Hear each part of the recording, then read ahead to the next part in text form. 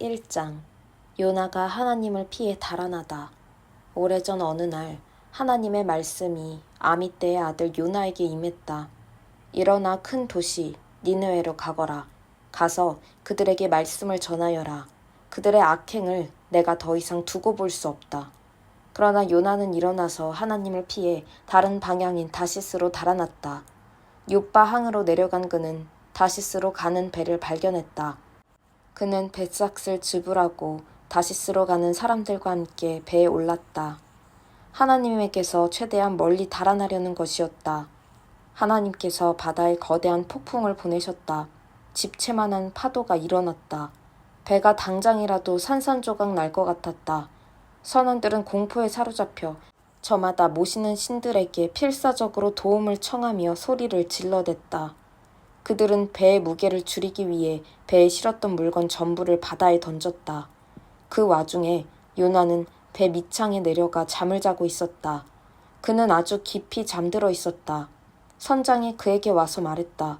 아니 지금 뭐 하는 거요? 잠을 자고 있다니. 일어나서 당신의 신에게 기도하시오. 어쩌면 당신의 신이 우리가 처한 곤경을 보고 우리를 구해줄지도 모르잖소. 그러자 선원들끼리 말했다. 한번 진상을 파헤쳐 봅시다.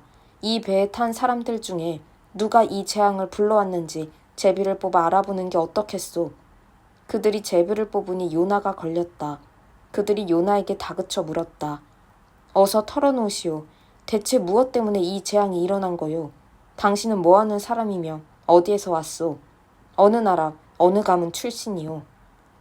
요나가 대답했다. 나는 히브리 사람입니다. 바다와 육지를 창조하신 하늘의 하나님을 예배하는 사람이요. 그 말에 흠칫 놀란 선원들은 겁에 질려 말했다. 대체 당신이 무슨 일을 저지른 거요? 요나가 이야기를 들려주자 선원들은 그가 하나님을 피해 달아나는 중이라는 사실을 알게 되었다. 그들이 말했다. 이 폭풍을 가라앉히려면 우리가 어떻게 해야 되겠소? 바다가 거칠게 날뛰고 있었다. 요나가 말했다. 나를 들어 바다에 던지시오. 그러면 폭풍이 멈출 겁니다. 모두 내 잘못 때문이오. 내가 이 폭풍의 원인이니 나를 없애면 폭풍도 사라질 것이오.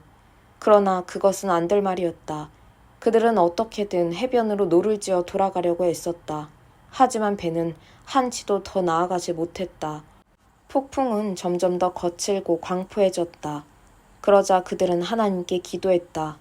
오 하나님, 이 자가 살아온 삶 때문에 우리를 죽이지 말아주십시오. 이 자를 죽인다고 해서 우리를 벌하지 말아주십시오. 주는 하나님이시니 주께서 가장 좋게 여기시는 대로 행해 주십시오. 그들은 요나를 들어 배 밖으로 던졌다. 그러자 즉시 바다가 잠잠해졌다. 선원들은 큰 충격을 받았다. 그들은 바다에 대한 두려움 대신 하나님을 향한 경외심에 사로잡혔다. 그들은 하나님께 경배했고 제물을 바치고 서약을 했다. 그때 하나님이 한 거대한 물고기를 보내시니 그것이 요나를 집어 삼켰다. 요나는 사흘 낮과 밤을 그 물고기 뱃속에 있었다. 요나 2장. 요나가 회개하고 살아가다. 그러자 요나는 물고기 뱃속에서 그의 하나님께 기도했다. 그가 아뢰었다. 심한 고통 속에서 하나님께 기도드렸더니 그분이 내 기도를 들으셨습니다. 무덤의 뱃속에서 도와주십시오 외쳤더니 주께서 나의 부르짖음을 들으셨습니다. 주께서 나를 대양 깊은 곳에 물 가득한 무덤 속에 던지셨습니다. 대양의 파도와 물결이 내게 부딪혀 왔습니다. 나는 말했습니다. 내가 내던져졌습니다. 주의 시야 밖으로 내던져졌습니다. 다시는 눈을 들어 주의 거룩한 성전을 보지 못할 것입니다.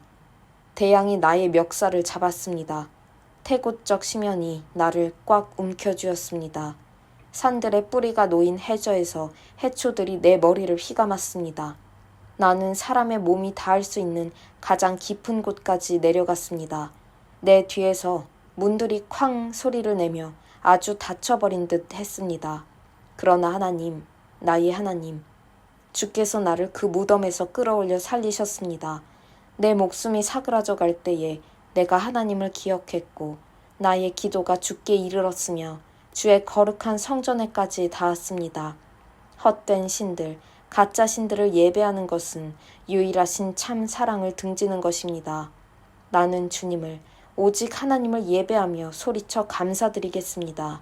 그리고 주 앞에서 약속한 것을 이행할 것입니다. 구원은 하나님께만 있습니다.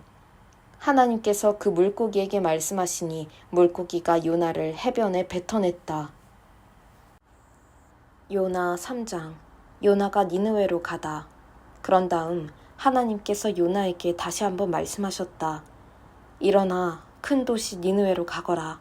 가서 그들에게 말씀을 전하여라. 나는 그들의 악행을 더 이상 두고 볼 수 없다. 이번에는 요나가 하나님의 명령에 순종하여 니느웨를 향해 즉시 출발했다. 니느웨는 가로질러 지나가는 데만 꼬박 사흘이 걸리는 아주 큰 도성이었다. 요나는 그 도성에 들어가서 하룻길을 걸으며 말씀을 전했다. 40일만 지나면 니느웨는 쑥대밭이 될 것이다. 니느웨 사람들이 듣고 하나님의 말씀을 믿었다. 그들은 도성 전체에 금식을 선포하고 자신들의 회개를 나타내 보이기 위해 베옷으로 갈아입었다. 부자도 가난한 자도 이름 있는 자도 이름 없는 자도 지도자도 백성들도 모두들 그렇게 했다. 이 소식이 니느웨의 왕에게 전해지니 그도 왕자에서 일어나 왕복을 벗은 뒤에 베옷으로 갈아입고 잿더미 위에 앉았다. 그러고는 니느웨 전역에 다음과 같은 공문을 발표했다. 누구든지 물 한 모금이라도 마시거나 밥 한 술이라도 입에 대서는 안 된다. 남자든 여자든 짐승이든 너희 양떼와 소떼를 포함해 모두 마찬가지다. 사람이든 짐승이든 모두 베옷을 입고 하나님께 살려달라고 부르짖어라. 모두 악한 생활에서 돌이키고 손을 더럽히는 강포한 길에서 떠나야 한다. 누가 알겠는가? 행여 하나님이 뜻을 돌이키셔서 우리에 대한 생각을 바꾸실지, 우리에게 노하기를 그치시고 우리를 살려주실지, 하나님께서 그들이 악한 길에서 돌이키는 것을 보시고 그들에 대한 생각을 정말로 바꾸셨다. 그들에게 행하겠다고 말씀하신 일을 행하지 않으셨다. 요나 4장. 네, 이럴 줄 알았습니다. 요나는 화가 치밀어 올랐다. 그는 분을 터뜨리며 하나님께 소리를 질러댔다. 하나님, 네, 이럴 줄 알았습니다. 고국에 있을 때부터 이렇게 될 줄 알았습니다. 그래서 내가 다시스로 도망치려고 했던 것입니다. 주님은 지극히 은혜로우시며 자비로우신 분이라는 것을 웬만해서는 노하지 않으시고 사랑이 차고 넘치며 벌을 내리려고 했다가도 툭 하면 용서해 주시는 분이라는 것을 내가 진작부터 알고 있었습니다. 그러니 하나님, 저들을 죽이지 않으실 거라면 나를 죽여주십시오. 차라리 죽는 게 낫겠습니다. 하나님께서 말씀하셨다. 대체 무엇 때문에 화를 내는 것이냐? 그러자 요나가 자리에서 일어났다. 그는 씩씩거리며 도성 동쪽으로 나가 앉았다. 그는 잎이 많은 나뭇가지를 꺾어 임시로 햇빛 가리개를 만들고 그 그늘 밑에 앉아서 도성에 무슨 일이 일어나는지 지켜보았다. 하나님께서 넓은 잎사귀를 가진 나무 하나가 땅에서 솟아나오게 하셨다.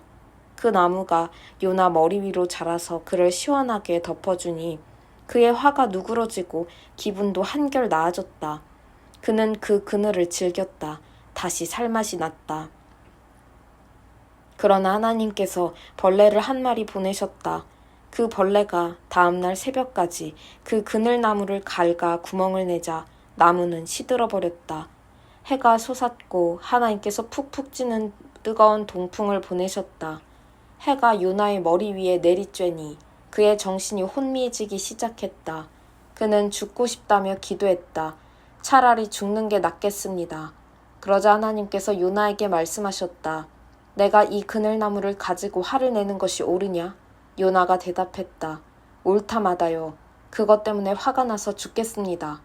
하나님께서 말씀하셨다. 그래, 내가 아무 수고한 것도 없는 그 나무에 대해 내 마음이 하룻밤 사이에 즐거움에서 분노로 바뀌었단 말이냐? 그 나무는 내가 심지 않았고 물 한 번 준 적 없으며 그저 어느 날 밤에 자랐다가 다음 날 밤에 죽었을 뿐이다. 그렇다면 아직 옳고 그름을 분별하지 못하는 철부지 같은 자들이 12만 명이나 되고 아무 죄 없는 동물들이 가득한 이 큰 도성 니느웨에 대해 내가 내 마음을 분노해서 즐거움으로 바꾸지 못할 까닭이 무엇이란 말이냐.